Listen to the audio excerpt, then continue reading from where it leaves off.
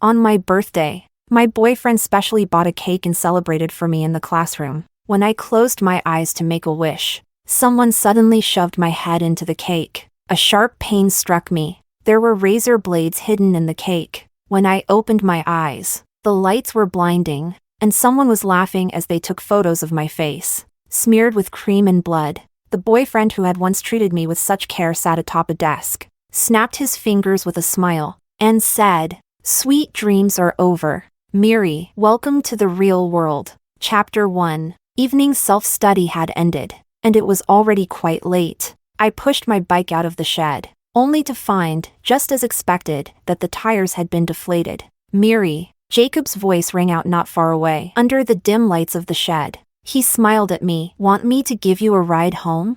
I stayed silent. At first, I really believed him, but after I got on, he sped up on a steep slope, then nimbly jumped off the bike. I had no time to react and tumbled from the back seat, rolling down the hill, covered in scrapes and bruises. He had chosen a stretch of road with no surveillance. Even if I reported him to the police, I had no evidence it was his doing. Jacob watched my misery with satisfaction, then blocked my way just as I was about to leave. "Those wounds, if you don't treat them right, they'll leave scars." I ignored him. The next day in class, a few girls, under his instructions, came over with medical alcohol. "Miriam, we're here to disinfect your wounds." Struggling was useless. Just like when Jacob and I were dating, everyone knew he was crazy about me. He'd bring me breakfast every day, copy notes for me, skip playing basketball during PE just to sit on the sidelines and drill practice questions with me. When a classmate from the basketball team tossed him the ball and called him to join, he caught it effortlessly, tossed it back without looking, and said, "You guys go ahead. Can't you see I'm studying?" The teasing laughter around us always came with good-natured smiles. I had lived 17 years in obscurity, and for the first time, I became the center of attention, all because of Jacob's affection. So the moment he showed his disgust for me, I was immediately dragged into hell. Bottle after bottle of medical alcohol poured over my head. Cotton balls scraped across my wounds, where only a thin layer of scab had formed. I gasped for air, nearly fainting from the excruciating pain. Jacob bent down, met my alcohol-reddened eyes, and smiled lightly. "Now they won't scar. Miri, you have to stay beautiful. Only when you're tortured like this do you look your best." I stared into his eyes and asked hoarsely, "Why?" Jacob didn't seem surprised at all. In fact, some strange instinct told me he had been waiting for me to ask. "If I told you now, what fun would the game be, Miri?"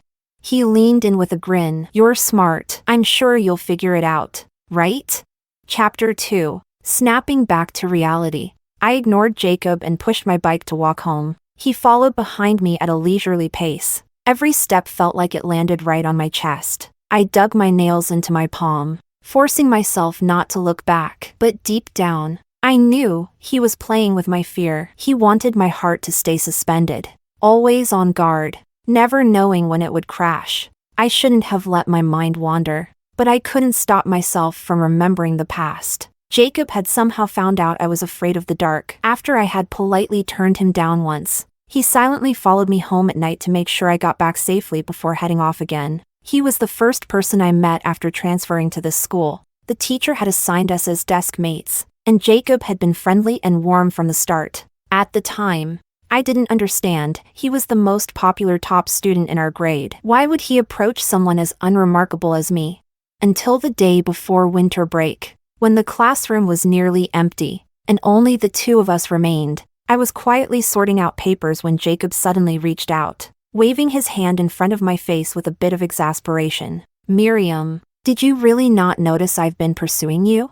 Later, when we started dating, he treated me even better. I wasn't a naturally gifted student. I could only make it through with relentless effort, while Jacob could easily place in the top 3 of the year. So he spent the entire holiday organizing his study notes and compiled question sets into a notebook just for me. Jacob had skipped a grade. Technically, he was 2 years younger than me, but he always acted like an older brother around me. We had even kissed once, under the silk tree in the schoolyard. It was getting dark, but I could still see Jacob's ears flushed red. He said, "Miri, your birthday is next month. I've already got the whole plan ready. It's going to be a birthday you'll never forget." He was right. That day is something I will never, ever forget. Chapter 3. Jacob was a very smart person. He barely needed to put in any effort to get top grades. When it came to school bullying, he was just as naturally gifted. For example, he had someone bring over chemical reagents from the lab and poured them into my cup right in front of me. Or he had the girls at the desks in front and behind me pin me down,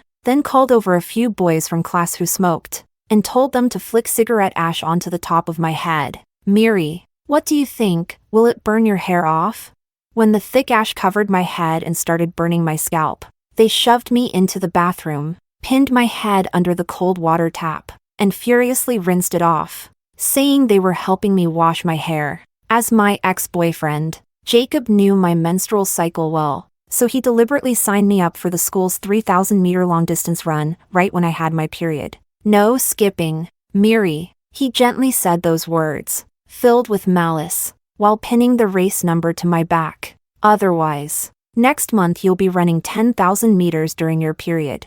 The safety pins scraped across the skin on my back again and again. Only when the referee blew the whistle did he finally finish fastening it. That day, I collapsed on the track during the 6th lap. Jacob took me home. He had been to my house before, but back then, as my boyfriend, I groggily opened my eyes and saw him rummaging through my desk, slipping something into his pocket. That night, my mom came home and made me some antipyretic medicine. I held the hot cup and heard her hesitantly ask, "Miri, your face has looked so pale lately, and last time you had bruises on your face. Are you?" She didn't finish the sentence, but I immediately understood what she meant. "I hurt myself by accident," I replied hoarsely. "School's been intense lately. I've been staying up studying, so I'm just not sleeping well." She let out a sigh of relief. "That's good. That's good. You've already transferred once. Our family really can't afford." It felt like she was hinting at something, or maybe just trying to convince herself. She took the empty cup and left the room, telling me to rest early. I sat on the bed, closed my eyes, bit hard on the tip of my tongue, and forced away the scattered, flashing images in my mind. Chapter 4. It wasn't like I hadn't tried fighting back. The first time I experienced bullying, I resisted, and in return, I was met with even harsher retaliation. After a severe illness, my mom contacted the school. After much discussion, we decided to move to another city and transfer schools. And now, the same thing was happening again. My mom was already exhausted. I started to wonder, maybe there really was something wrong with me. Otherwise, why would something most people never go through in a lifetime happen to me twice? I stayed home for 3 days. My fever subsided, my period ended, and I had no choice but to return to school. My mom had left before sunrise. I walked out with my backpack and saw Jacob waiting at the end of the alley. I asked the teacher. He said you'd be back today. He handed me a bag of soy milk and 2 buns with a smile. "You've just recovered. You need a good breakfast." His tone was affectionate, as if none of the past had ever happened. Still groggy from illness, I took the soy milk and sipped it. Cough, cough. A sharp chemical stench hit the back of my throat. Jacob watched with satisfaction as I doubled over in tears, his smile so bright it almost hurt. I didn't know where I found the courage, but I raised my hand and hurled the soy milk at him. Liquid splattered everywhere. Jacob's expression turned cold and dark in an instant. He grabbed me and pressed his finger hard against my temple. The skin there was uneven, scarred from the last time he shoved my face into the cake. "So you're done pretending now?" He narrowed his eyes. "Miri, all this time, acting pitiful and innocent in front of me must have been exhausting." Huh? I didn't understand what he was saying. I just stared at him and asked again, "Why?" "If you really hated me," I said, "you shouldn't have approached me in the first place. Why treat me like this?" From the very beginning, I had never approached anyone. I just wanted to study quietly, get into a good college, and live a better life. That was my only simple wish. Jacob was the one who came after me. He studied my rare show of emotion, then slowly said, "But what fun is there in that? Miri, the best way to hurt someone is to lift her to the clouds and then let her fall." When we got to school, Jacob was still wearing the soy milk-soaked shirt. He looked like a mess. Before I transferred here, there were already girls in class who had a crush on him. So the moment they saw him in that state, they immediately figured out it was because of me. I dared to fight back. After lunch, I returned to the classroom and found my desk and chair covered in slurs written in thick red ink. Words like whore were among the mildest. Sunlight poured in from the windows, making my head spin. I fetched a basin of water and was about to clean it when Jacob walked over and casually kicked the basin over. "Why aren't you sitting down, Miri?" He glanced at the giant words scrawled on my desk and grinned. "Custom made just for you. Don't you think it fits perfectly?"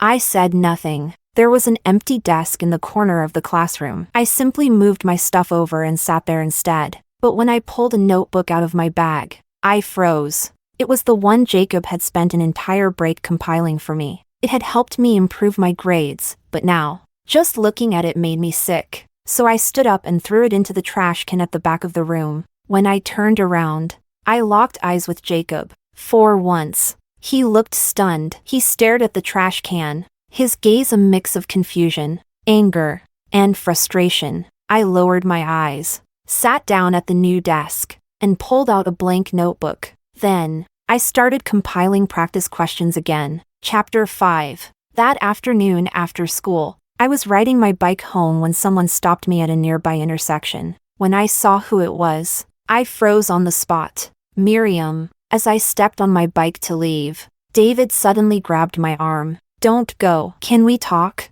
"There's nothing to talk about," I said coldly. "You've already taken the college entrance exam and gotten into your dream university, but I've just started my senior year. I need to study and prepare for mine. I know, my selfishness almost ruined you, so now, give me a chance. Miriam, I want to make it up to you." His eyes were full of guilt. "Don't come looking for me again. I don't need your apology. I just need you to leave me alone." I pulled my hand back and rode off without looking back. The next day at school, Jacob was already in the classroom. During the morning reading period, I was silently memorizing vocabulary when he suddenly came over, yanked the book from my hands, and tossed it aside. Clenching his jaw, he looked at me with a cold sneer. Couldn't hold back. "Huh? Already got yourself a new man?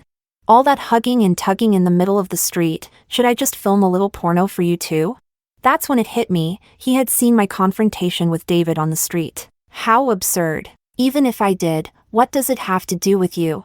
I stared straight at him. How doesn't it? Jacob tugged the corner of his lips into a grin. "Miri, we never broke up. I forgot to mention, betraying me comes with consequences." He leaned in bit by bit, his breath brushing against my lips, his tone gentle, but his words were laced with venom. Not long after, rumors about me started circulating at school. They said I was promiscuous, that I had caught some kind of disease because I was too careless. As if to support the claim, someone even posted a screenshot of my hospital gynecology report on the school forum. Though the post was deleted quickly, the screenshot spread like wildfire in private chats. Black and white print, it looked like undeniable proof. Then it hit me, what Jacob had taken from my desk that day. But I had told him before that it wasn't serious, just a reaction to low-quality sanitary pads. At the time, he had held me in his arms with concern and promised to buy better ones for me next time. At first,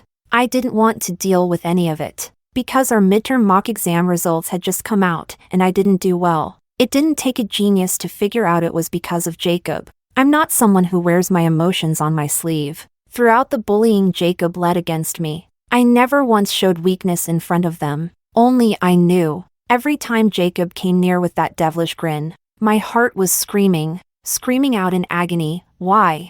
But I also knew, asking it out loud would only bring more humiliation. Jacob would never give me the answer. What satisfied him the most was watching me suffer from pain I couldn't understand. The more miserable I became, the more delighted he felt. And now, he had found yet another way to humiliate me. The rumors spread even further. One night after study hall, I was cornered in the bike shed by 3 thuggish-looking guys. They pushed me around, laughing. "Hey, heard you go for $300 a pop. That true? Here's 300. Let me try." "Forget it. She's got something. You're not afraid of catching it?" Their jeering voices buzzed in my ears. My head throbbed. It felt like my eyeballs were about to burst. Through my blurred vision, I saw a familiar figure walking toward me. Backlit by a street lamp, the boys instinctively stepped back. Jacob walked up, smiling, and rolled a few banknotes into a bundle, then stuffed them down the front of my shirt. He slapped my face lightly with the back of his hand. "Miri, you're so cheap, selling yourself for that little?" I used to think Jacob's voice sounded nice, a youthful clarity unique to teenage boys. But now, it was nothing but grating. I slowly looked up at him through my blurred vision, with Jacob staring at me mockingly. I opened my mouth and leaned toward him. It looked like I was asking for a kiss. "Giving in already. Miriam? You really are spineless." Jacob blinked, his gaze flickering as he continued mocking me. He leaned in, and I sank my teeth into the flesh of his neck. The moment I bit down, I was hit with a wave of savage satisfaction. "Miriam!" He shoved me off violently, and I fell to the ground, tasting the bitter tang of blood on my tongue. Jacob clutched the bleeding wound on his neck, his gaze filled with rage. "Are you insane?" I saw my reflection in his eyes. Hair a mess, mouth smeared with bright red. Blood dripped from the corner of my lips, falling onto my uniform. I shook my head, slowly got up from the ground, and stared at him. "Isn't this what you wanted? Isn't this exactly what you've been trying so hard to do, drive me insane?" Jacob stared back at me for a long while before he finally let out a snort. "Miri, you call this torture? I'm helping you. Helping me?" I stared at him, baffled. Jacob stepped forward, stood in front of me, and gently stroked my cheek. The blood on his hand smeared across my face. He leaned down and whispered into my ear, "Miriam, I'm helping you atone." "Atone for what? What sin?" I looked at him and laughed. "Jacob, my greatest sin was saying yes to being with you in the first place." Chapter 6. I went home with blood on my face and in my mouth, only to run into my mom just getting off work. She was so shocked she dropped her keys to the ground. She could no longer pretend nothing was wrong. "Miri." She didn't even stop to pick up the keys, her hands trembling slightly. She reached out to wipe my face. "Come on, let's go to the hospital." "No need," I said softly. "I'm not hurt. This isn't my blood." We stood face to face at the doorstep, silently. My mom's face was etched with the exhaustion of a long day at work. After we moved to the city, she had taken a job even harder than before, leaving before dawn, returning only close to midnight. For an ordinary family like ours, life couldn't afford even the slightest upheaval, let alone 2 in a row. I forced a weak smile, pretending to be at ease. "Don't worry, I'll talk to the teacher tomorrow." The teacher? I had, of course, already spoken to him, right in front of me. He called Jacob over and asked him if he had been bullying me. Jacob put on a helpless smile. "Let's just say I was." "Then, sir, maybe you could help smooth things over with Miriam? Tell her not to be mad at me anymore?" What was clearly bullying was turned into nothing more than a classmate spat with just a few casual words. Jacob's once meticulously kind behavior toward me had been seen by the teacher too, combined with the rest of the class backing him up, claiming there was no conflict between us. The teacher shot me a glare. "The school strictly forbids this kind of behavior. You two argue and then drag it into my office? Get back to class." Or maybe the teacher had sensed something more, but Jacob's academic record and privileged family background led him to conveniently ignore it. On the way back to the classroom, the bell rang. I ran all the way back, only to find that someone had dumped nearly half a bottle of ink into my desk pouch. The notebook I'd spent so much effort organizing, all ruined. I snapped my head up and scanned the room, my eyes darting around. The teacher frowned. "Miriam, you're already late. Now you're not even paying attention in class. What are you looking around for?"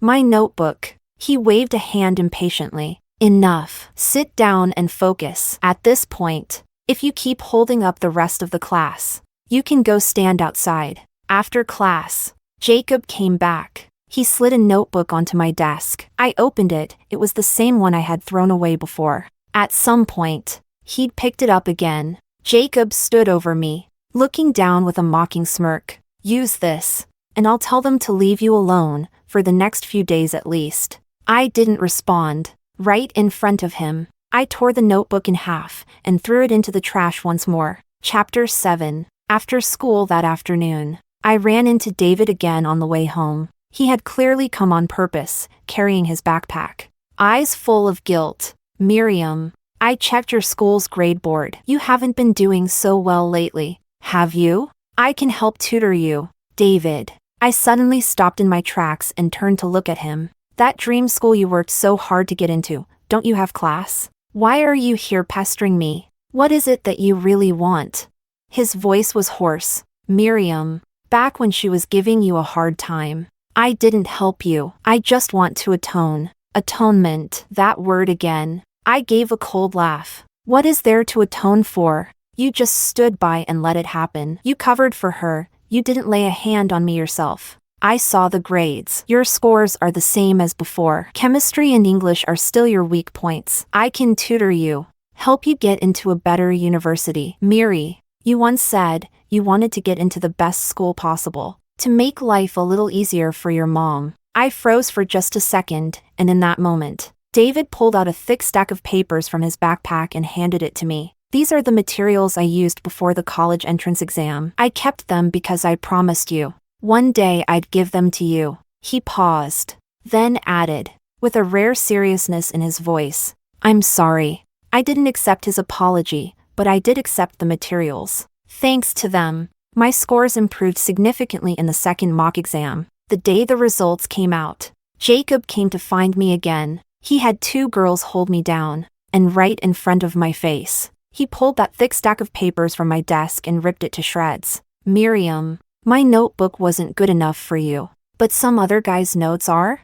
He tossed the torn pieces into the air over my head. How many guys are you going to cozy up to? You're such a filthy slut. I lowered my eyes and watched as a piece of paper slowly landed on my knee. Miriam, I know what you're thinking. Jacob leaned in close and whispered in my ear. You think if you just endure it a little longer, after the college entrance exam, after you're in university, this will all end. You'll finally be free of me, right?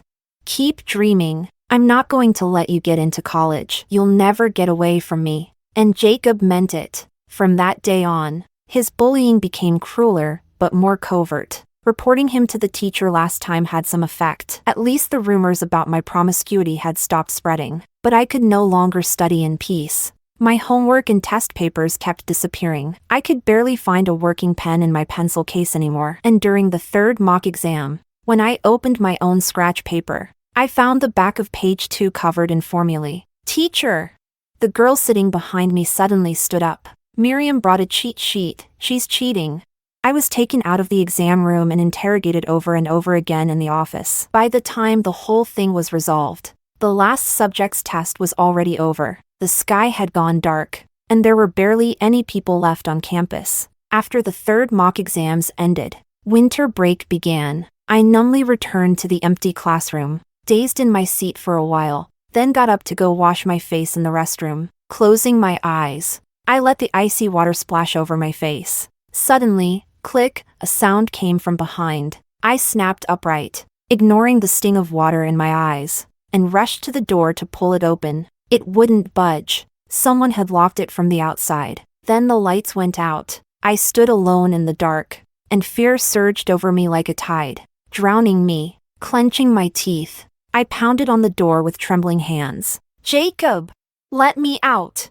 No answer. My phone was still in my backpack, left back in the classroom. When we were dating, I told Jacob that when I was little, my mom had gone out of town late at night to restock goods. I'd accidentally locked myself in a closet, but my mom had run into trouble on the road and didn't make it back for 2 days. I was stuck inside that narrow, pitch-black closet, no food, no water, locked in there for 2 full days. Ever since then, I've been terrified of the dark. Jacob had listened with red-rimmed eyes back then. He hugged me tightly, kissed the top of my head, and promised he would always leave a light on for me. And now, the school was deserted. No one was coming to save me. Of course Jacob wouldn't come. He was the one who had ordered someone to lock me in. I slowly slid down against the door, hugging my knees, curling into a ball on the cold, wet floor. The endless darkness became a monster with a gaping, blood-stained maw ready to devour me whole. Chapter 8. My mom brought the police and found me in the school bathroom at midnight. She was furious and questioned the school. But their explanation was, the janitor hadn't realized I was inside. He had called out twice, got no response, and locked the door. It was the middle of winter, bitterly cold. I caught a serious flu and lay in bed in a daze for a week before I finally recovered. My mom sat by my bedside and asked, "Miri, how about we homeschool next semester? No more school, okay?" That was already the best solution she could come up with. The school was clearly protecting Jacob, and since he was still a minor, the police could only issue a verbal warning. Transferring again wasn't possible. I was already in my final year, and my mom was just an ordinary person. It took everything she had just to raise me. After I got better, I buried myself in studying at home for a few days. During that time, Jacob called me countless times and sent numerous texts. I didn't answer, didn't read any of them. That afternoon, I realized I'd gone through all the science practice exams at home, so I put on my coat and headed out to buy more at the bookstore. Snow was falling thick and steady outside. I tightened the scarf around my neck, got off the bus, and glanced down the road, only to freeze in place. Jacob. He was wearing a dark gray coat, walking through the snow with a girl on his arm. The girl was petite and slender, dressed in a luxurious white coat, her beautifully curled hair bouncing slightly as she tilted her head and smiled at him, speaking softly and intimately. And when I saw her face through the falling snow, stunning and delicate, every drop of blood in my body froze. It was near the end of the year, streets bustling with people, loud and festive, but I felt like I had been hurled into the depths of a freezing ocean, memories crashing over me like waves, swallowing me whole. When I snapped out of it, the two of them were already gone. As I carried the heavy bag of prep materials back home, I saw David waiting at the entrance of my alleyway, his clear eyes watching me silently. This time, I stopped in front of him on my own and said, "I just saw Monica on the street." His eyes trembled with a sharp flicker of emotion, and in that 1 second, a lot of things suddenly made sense to me, like how someone as plain and unremarkable as me could get noticed right after transferring schools, and how someone could commit such horrible things, yet claim to be helping me atone. I couldn't stop the trembling in my voice. I forced a bitter, broken smile. I transferred. I escaped her completely. So why won't she let me go? Is it just because she liked you, and you, for the sake of your future, chose to stand by her side, so that meant I deserved to suffer, right? By the time I said that last part, my voice rose sharply, high-pitched and shrill. A few nearby pedestrians frowned and quickly moved away. Pain flashed in David's eyes. He looked helpless and muttered an apology. "I'm sorry, Miri. What good is saying it?" I cut him off coldly. "If you really feel sorry, then you and all of them, all of you who did this to me, you should pay the same price. That would be the only apology that counts." Chapter 9. When I got home, my mom was in the kitchen frying fish. The warm scent of food wafted out, the cheap exhaust fan roaring as loudly as ever. I unpacked the test prep booklets I just bought and stacked them neatly on my desk. Then I picked up my phone. 10 minutes ago, Jacob had sent another message. "Miri, ignoring me means you'll pay a terrifying price when school starts again." I stared at the words and gave a mocking laugh. Still finding time to threaten me, even while he's with Monica? Or maybe this message was sent under her guidance?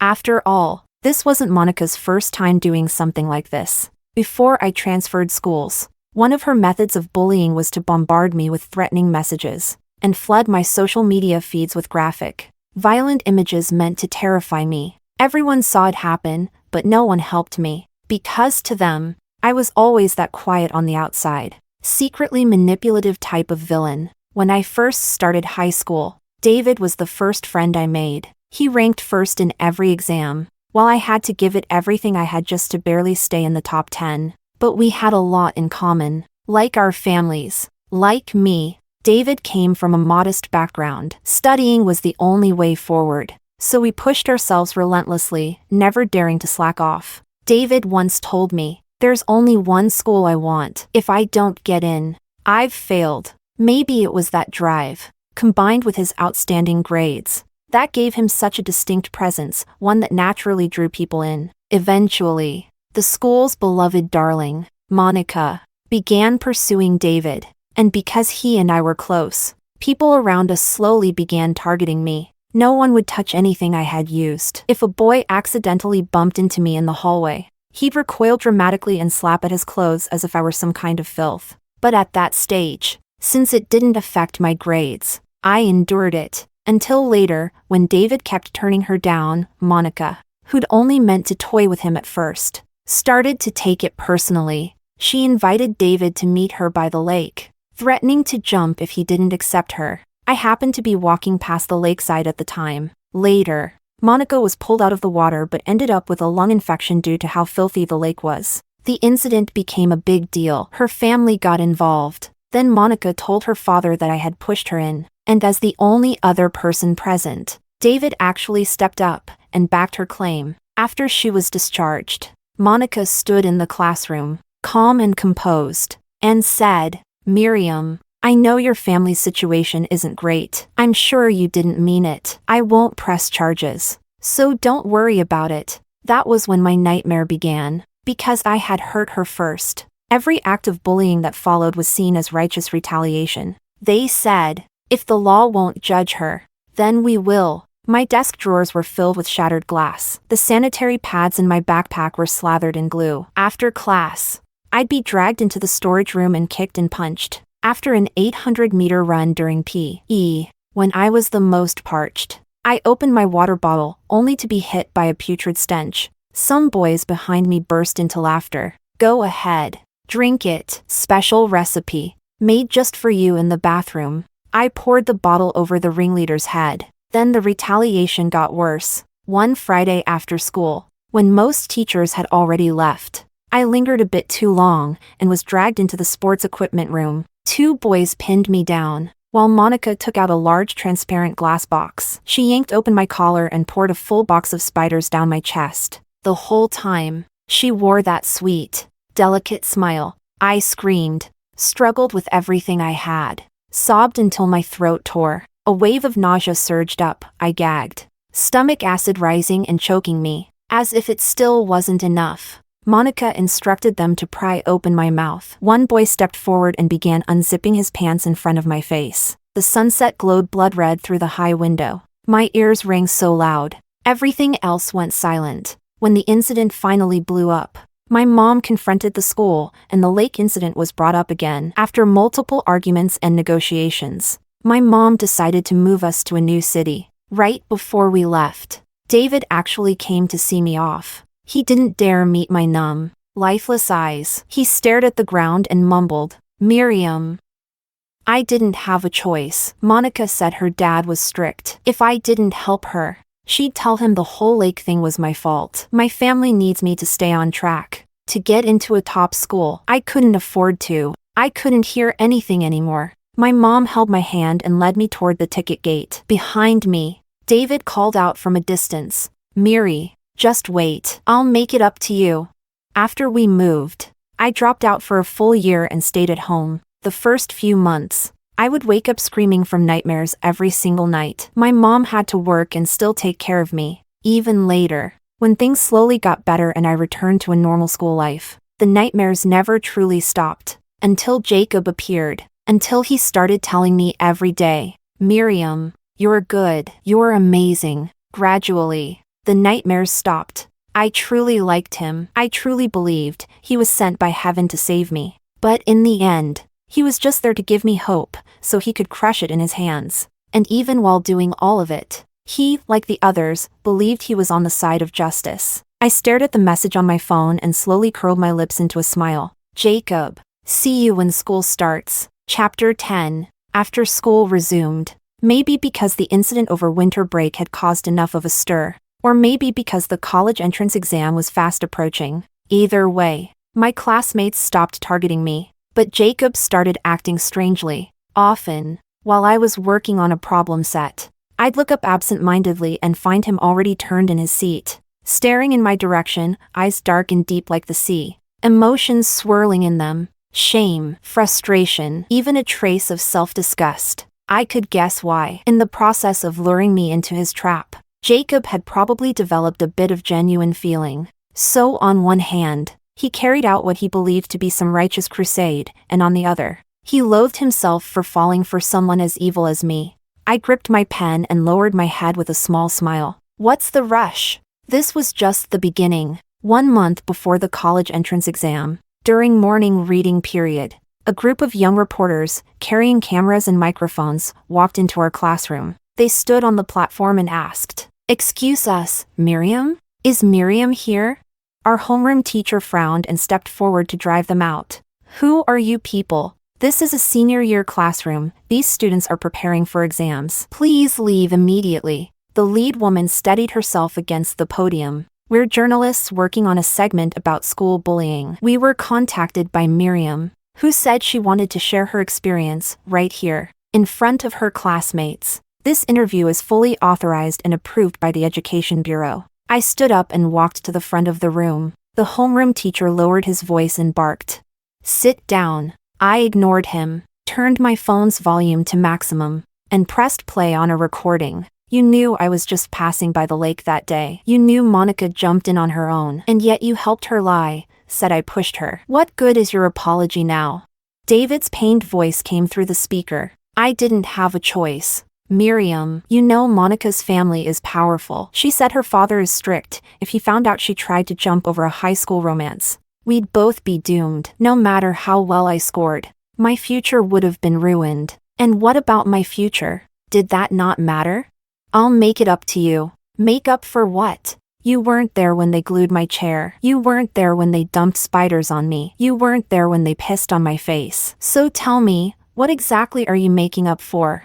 A projector screen dropped behind us. The video that played was blurry, less than a minute long, but it captured everything that happened that evening in the gym storage room, the assault. My battered, humiliated face, clearly enough. There had been a camera in that equipment room, before the footage could be deleted by the school. David found a way to get a copy. He also used his university connections in Beijing to contact the TV station's digital media division and arrange for this reporter team to come. That was the condition I set for David if he wanted to atone. I knew full well how awful I looked in that footage, how every inch of my dignity had been ground to dust. The moment the video played, it felt like I was thrown back into that despair and agony. That afternoon, I truly thought I was going to die there. But this was the only way. I had no other choice. If it meant burning 1,000 enemies while injuring myself 3,000 times, it was still worth it. Even if it meant tearing my wounds wide open and bleeding them out in public. It didn't matter. None of it mattered anymore. There had to be an end to all of this. Not just for Jacob, every single person who had played a role had to pay a price. In the stunned silence of the classroom, Jacob suddenly shot to his feet. He stared at me, pale as death, his whole body trembling. When a person realizes that their so-called justice has in fact been violence, what do? I braced myself against the podium, turned to the camera, and smiled slightly. What happened in that video? Someone else in this classroom has done similar things to me. And just like those people, they believed they were justified. So, was it just one person who did all this? Or was it every single one of you? Chapter 11. The day the interview aired, it immediately shot to the top of the trending searches. Even though the audio and visuals had been edited, people still recognized Monica and Jacob. Public outrage exploded. Waves of commenters demanded apologies. Both of their families' companies suffered significant backlash. And worse, Jacob began waiting at the alleyway day and night. One evening, when my mom got off work, Jacob grabbed the hem of her coat, his voice hoarse. "Ma'am, I just want to see Miri. Just once." My mom spat right in his face. "You think I'd let Miri see scum like you? Get lost. If I see you near our house again, I'm calling the police." Before Jacob could say anything, she sneered. "Oh, right. I forgot. Your family's powerful enough to cover the sky. And you're still underage. Even the police can't really touch you." "Ma'am." Jacob dropped to his knees in front of her. "It's all my fault. Please, let me see Miriam. I want to apologize to her face to face. Miriam's preparing for her college entrance exams. She's not like you people, who can cover up their sins with money and power." She shook off his hand and walked away without looking back. Back home, she brought me a cup of hot milk and told me what happened. I nodded and said indifferently, "Don't bother with him." After that interview, I never went back to school. I stayed home and studied with everything I had. I worked through hundreds of full test sets for science and English, my weak subjects, and memorized essay materials until I could recite them backward. It was exhausting. But I didn't feel tired. This was what I had imagined a true senior year would be like: dedicated, focused, uninterrupted. It had simply come, far too late. When the exam results came out, the weather was already scorching hot. My scores were slightly better than I'd estimated, enough to get me into my dream university in Shanghai. Perhaps due to the attention from the interview and that video, the entire class I'd been in performed poorly that year. Everyone's scores were disappointing. No one was spared. Jacob's situation was particularly bad. He had originally been on track for Peking University, but his final results weren't even enough for a first-tier university. I wasn't happy to hear it either. With his kind of family background, worst case, he'd just be sent abroad. He had 1,000 paths in life, every single one with someone ready to catch him if he fell. People like us only ever had one. And yet, they still found amusement in destroying it, as if it were a game. That afternoon, I was riding my bike out when Jacob stopped me at the alleyway. He had lost a significant amount of weight. He looked haggard and drained. When he saw me, his eyes turned red. "Miri, I finally see you." I stared at him without expression. Right in front of me, Jacob took a utility knife and cut several deep slashes into his arm, then poured medical alcohol over the wounds. As if that weren't enough, he pressed cotton balls into the cuts, tearing them open even wider. He said, "Miri, I'm here to atone for my sins." It was the height of summer, and sweat poured from his pale face as he trembled from the pain. The scene was so grotesque that several older residents of the neighborhood gathered around, murmuring in shock. "I recognize this boy," an older man said. "My grandson showed me a video. He bullied a classmate at school just because his family's rich."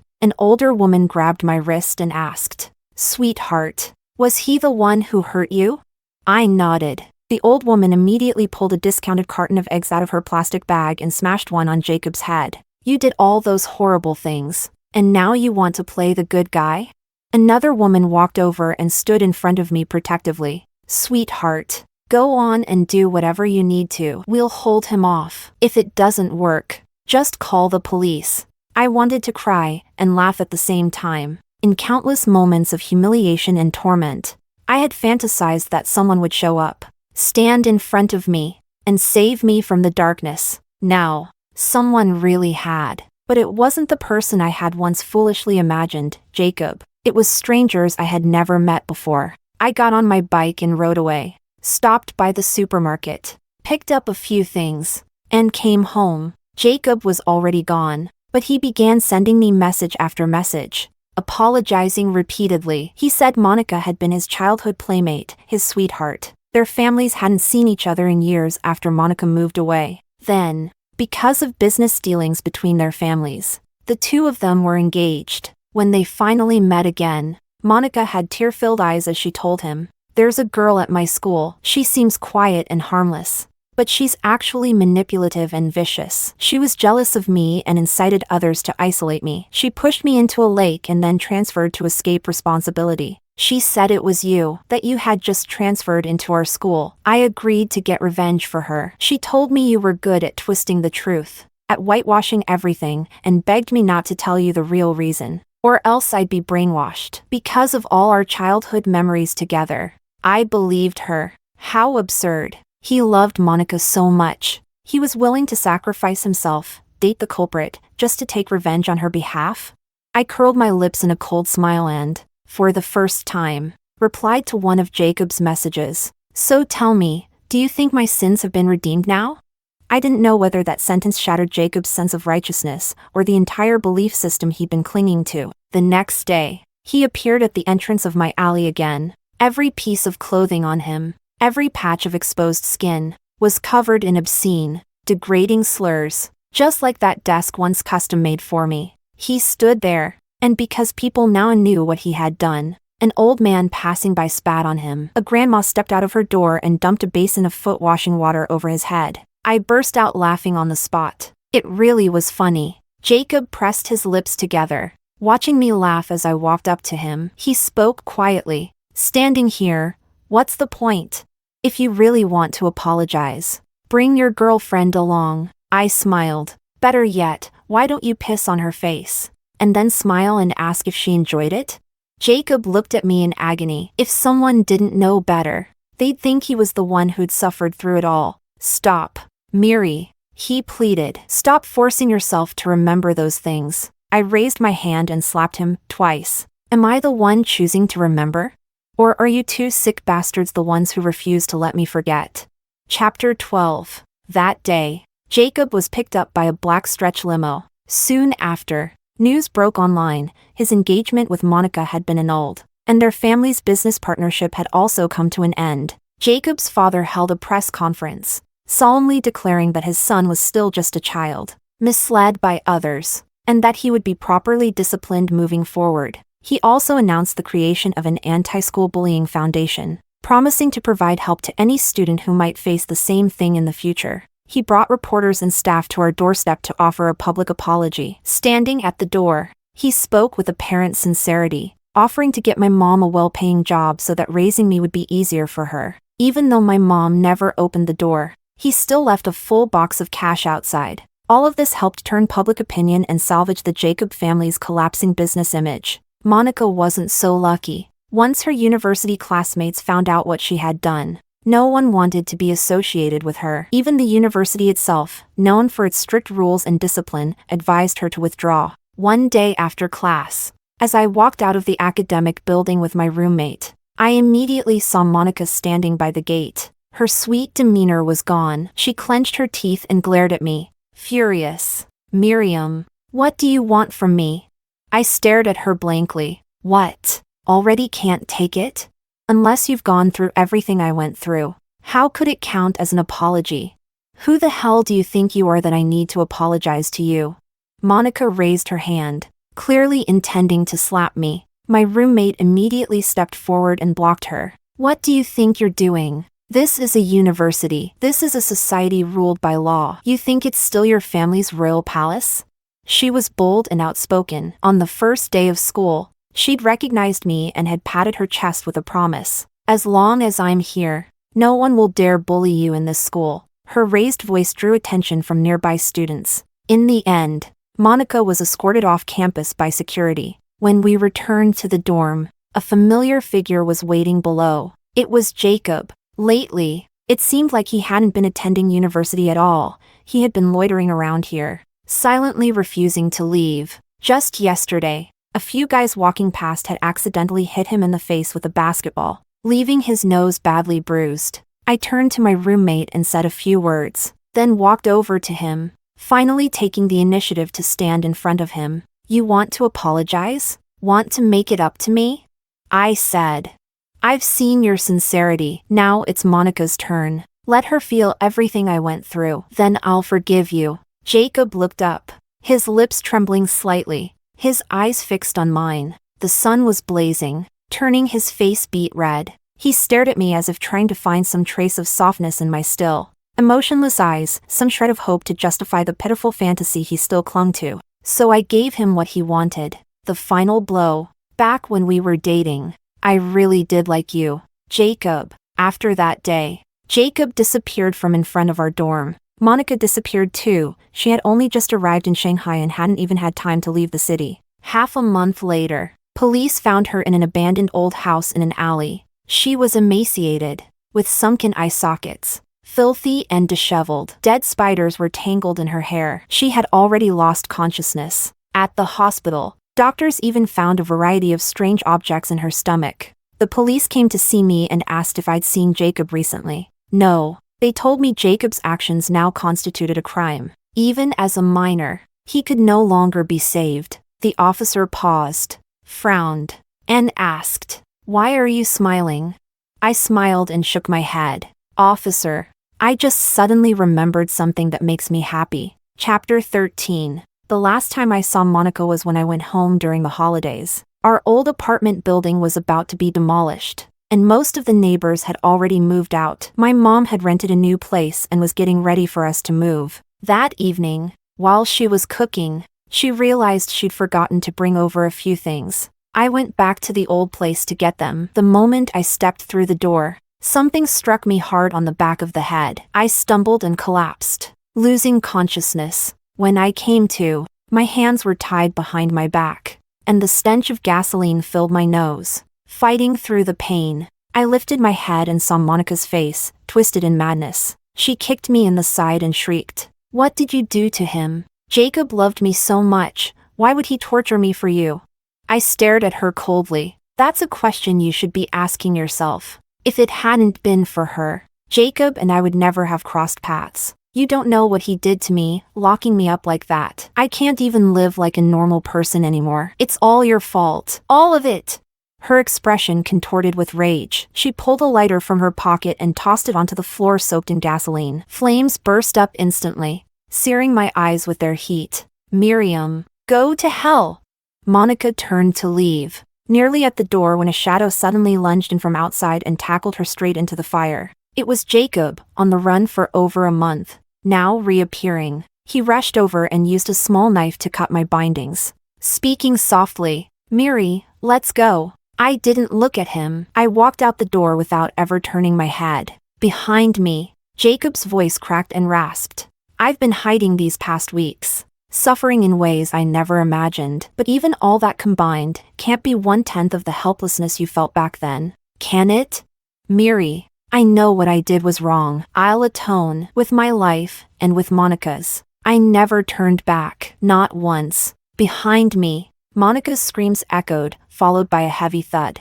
That night, the blazing fire lit up half the sky. By the time the fire trucks arrived and extinguished the flames, only 2 bodies were found inside. Monica's charred corpse and Jacob, barely alive, his entire body scorched beyond recognition, clinging to his final breath. Both Monica and Jacob's parents were driven nearly insane, demanding the police charge me. But the investigation proved that the gasoline and lighter were bought by Monica. I had nothing to do with it. Jacob was rushed to the hospital, but no treatment could stop the infection that spread through his burned wounds. In the end, covered in pus and rot, he took his final breath in that hospital bed. I never went to see him, but David sent me a message. I heard Monica and Jacob are both dead. Yeah, Miri, can we still be friends?